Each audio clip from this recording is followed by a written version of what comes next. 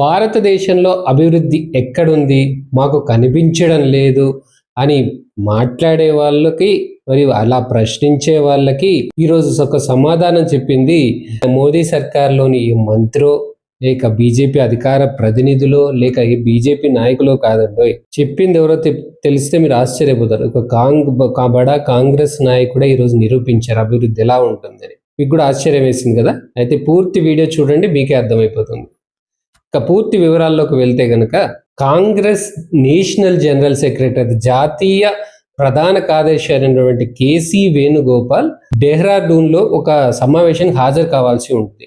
అయితే ఆయన వెళ్లాల్సినటువంటి సమయం, ఫ్లైట్ ఏదైతే ఉందో అది బ్యాడ్ వెదర్ కండిషన్స్ వల్ల ఆ ఫ్లైట్ని క్యాన్సిల్ చేసేశారు.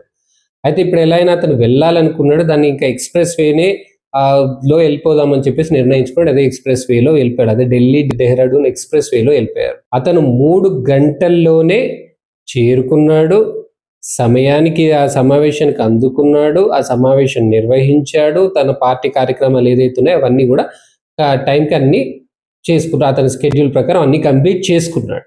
అందరూ ఇప్పుడు చెబుతుంది ఏంటంటే, సోషల్ మీడియాలో కానీ ఎక్కడ కానీ, గతంలో ఈ ఎక్స్ప్రెస్ వే రాకముందు 6 నుంచి 7 గంటలు సుమారుగా ఢిల్లీ నుంచి డెహ్రాడూన్కి పట్టేటువంటి సమయం అంట ప్రయాణంలో. అభివృద్ధి అంటే పోస్టర్లలో కనిపించేది కాదు, అభివృద్ధి అంటే ప్రసంగాలలో కనిపించేది కాదు.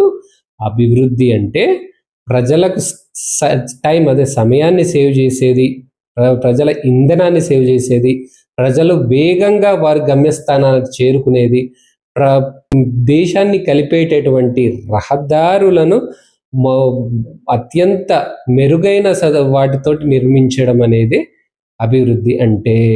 అభివృద్ధి ఎక్కడ ఉంది అనేటువంటి మాట్లాడే ముందు ప్రయాణం ఎంతగా మారింది, భారతదేశంలో మౌలిక సదుపాయాలు ఎంత మారాయి అని మనం ప్రశ్నించుకోవాల్సిన అవసరం ముందుంటుంది. సరే, అభివృద్ధిని మాటలలో చెప్పలేకపోవచ్చు, ఆ కేసీ వేణుగోపాలే కావచ్చు, కాంగ్రెస్ నాయకులే కావచ్చు, ఎవరైనా కావచ్చు. కానీ ఇలాంటి వాటి సమయాలలో అభివృద్ధి ఏంటో అనేది వాళ్ళు చెప్పకపోయినా సరే నిరూపించబడుతుంది. ఎలా అంటే అతని సమయానికి చేరుకోవడం, అనుకున్న సమయానికి చేరుకోవడం అనేది అభివృద్ధి కళ్ళ ముందే చూపినట్టు అయ్యింది. ఇలాంటి మరిన్ని వీడియోల కోసం నా యూట్యూబ్ ఛానల్ సబ్స్క్రైబ్ చేసుకుని వాళ్ళు సబ్స్క్రైబ్ చేసుకుంటూ, నా కంటెంట్ నచ్చితే లైక్, షేర్ మరియు కమెంట్ చేస్తూ ఉండండి. మరొక వీడియోలో మళ్ళీ కలుద్దాం. జై హింద్.